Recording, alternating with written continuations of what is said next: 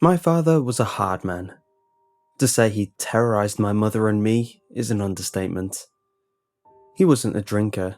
He was just an angry, hateful man. It was in his blood, in his nature. It would only take a small infraction for him to go off the handle, yelling, screaming, throwing things. He would hit me, hit my mother, completely lost in his madness. He would get a look in his eyes, a burst of dark fire when he was like this. I came to know that look all too well, as did my mother. He would tell us we were nothing, belittle us, humiliate us, make us feel like we were nothing. I was a kid. I didn't know any better. I always remember being afraid, constantly. Whenever he got home from work, I tried my best to turn invisible until bedtime. When I managed to stay under the radar, he tended to direct his anger at my mother. My mother was a fairly large woman, something my father constantly reminded her of. When dinner wasn't made or when the house wasn't clean to his standards, he'd berate her. He'd call her a lazy fat cow, a slob, a tragically pathetic pig. He'd hit her, making barnyard animal noises. It was awful, but it was all I knew. Like I said, my mother was a big woman, but she was a timid soul. She spoke in hushed tones, probably from years of abuse, and never raised her eyes from the floor. She was ashamed of her weight, but food was one of the few comforts she found. Sometimes before school, I would hear my father screaming at her from my bedroom and then leave for work. I'd come out to the kitchen and she'd be sitting at the kitchen table with a pint of ice cream, crying and eating. A lot of the time, she would be bruised, a reminder of my father that he was in charge. I don't know why she didn't leave him. I don't know why anyone didn't step in and help us. I felt like a prisoner in my own life. I felt like there was something wrong with me. I didn't understand why my dad would get so angry. I remember on my 7th birthday, my mother bought me a stuffed animal. Well, it wasn't really an animal. It was a ghost plushie. It was about the size of 2 fists and coloured black. It had 2 big blue eyes, and the fabric was conformed so that the ghost had a little tail in the shape of a twisted teardrop. It looked like a cartoon ghost, but coloured that strange, dark shade. I loved that thing. I named him Spooky, and he became my best friend. Spooky would listen to me, lay with me, and let me cry into him if need be. I took Spooky everywhere, his little squishy body clutched in my arms. He was my comfort against the onslaught of my father's rage. Even if my dad hit me or yelled at me, I would find comfort knowing that Spooky would be there afterward. He was my constant safety net in a very confusing time in my life. My mother never liked talking about my father, always brushing away the subject if I brought it up, telling me to just be on your best behaviour. But Spooky would listen, would help me make sense of the violence and anger, his big blue eyes filled with kindness and compassion, always offering me a warm hug when I was filled with sadness. The lines of reality began to blend in my mind the more time I spent talking to Spooky. I relied on his constant presence to the point of concern. This was during the time my father was in between jobs and his temper was out of control.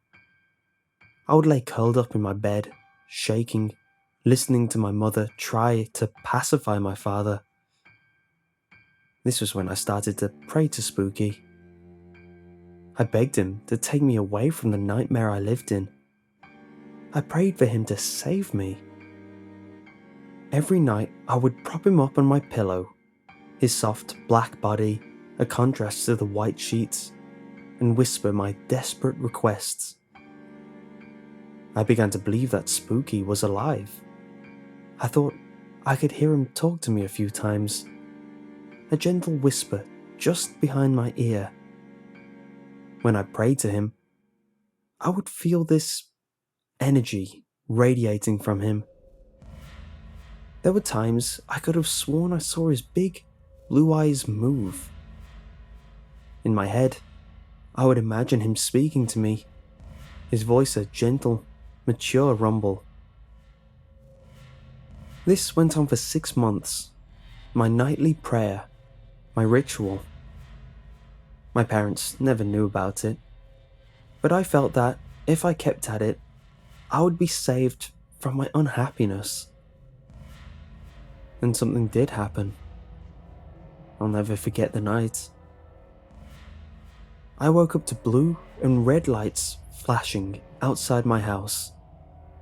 I heard people in my house, a rush of feet and urgent voices.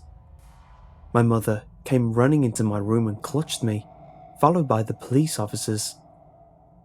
I was disorientated and sleepy, the surge of activity scaring me.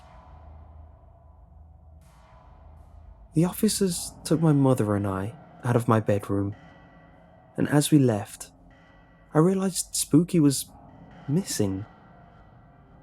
I began to sob, begging the police to retrieve my ghost plushie. I remember the look that passed between their eyes, a somber, fearful look. We were led outside where my mother was questioned, her voice a broken jumble of nerves. She was crying, and I saw she was scared. I didn't hear what the officers were asking her, mesmerized as an ambulance came screeching to a stop in front of my house. No one would talk to me. A jumble of bodies and rushing people. A constant stream of paramedics and officers poured into my house.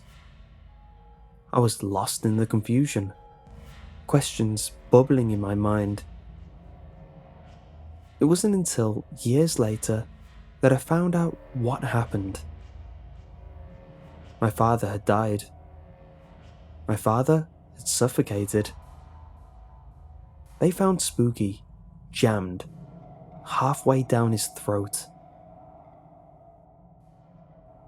My prayers had been answered.